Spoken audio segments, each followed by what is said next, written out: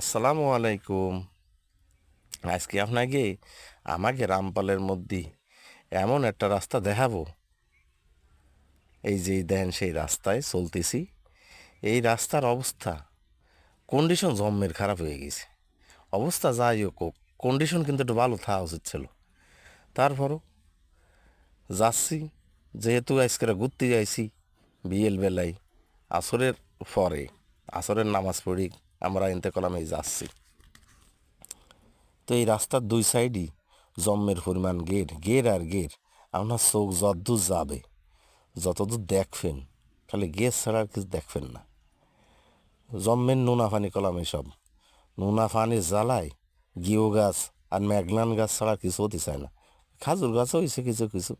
আবার এর ঠিক পশ্চিম সাইডে যে আমার রোডের পশ্চিম দিক একটু কলাম মিষ্টি পানি আছে। এই অল্প একটু এরিয়া, অল্প একটু জায়গার ভিতরে আবার মিষ্টি পানি। এই আমি যে রোডেতে চলতেছি, এই রোডটা কিন্তু আপনার মোংলার কাছাকাছি বলা যায়, অর্থাৎ ফসুন নদীর কাছাকাছি। ফসুন নদীর কাছাকাছি হওয়ার কারণে এর লবণাক্ততা আছে এবং প্রচণ্ড আকারে। দুই পাশে খালি গের আর গের, জম্মের পরিমাণে গের। এই গেরের জ্বালায় মানুষ আর বাঁচতেছে না। গেরের অবস্থা জম্মের খারাপ বর্তমানে। সব মাছ ময়ূরি শেষ হয়ে যাচ্ছে। যাই হোক, তারপর আমরা যাচ্ছি এই রোড দিয়ে, কিন্তু আবার আমাদের আমাগি রামপালের সে বিখ্যাত বিদ্যুৎ প্ল্যান্টেও কিন্তু যাওয়া যায়। এই জায়গার লোকজন, অধিকাংশ লোকজন এই জায়গার কিন্তু বিদ্যুৎ প্ল্যান্টের দিক যোগাযোগের জন্য এই রাস্তাটার ব্যবহার করে থাকে।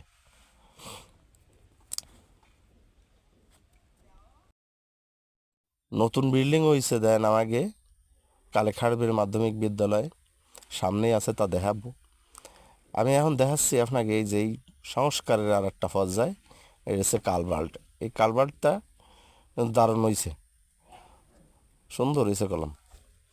ওই দেখেন দেখাচ্ছে আমাকে কালেখাড়বের মাধ্যমিক বিদ্যালয় রামপালের ভিতরে, রামপালের মধ্যে একটা নামকরা বিদ্যালয়। এখান থেকে অনেক জ্ঞানী গুণী মানুষ বের হয়ে গেছে। আমাদের রাষ্ট্রীয় অনেক ভালো ভালো পর্যায়ে চাকরি করেন তারা।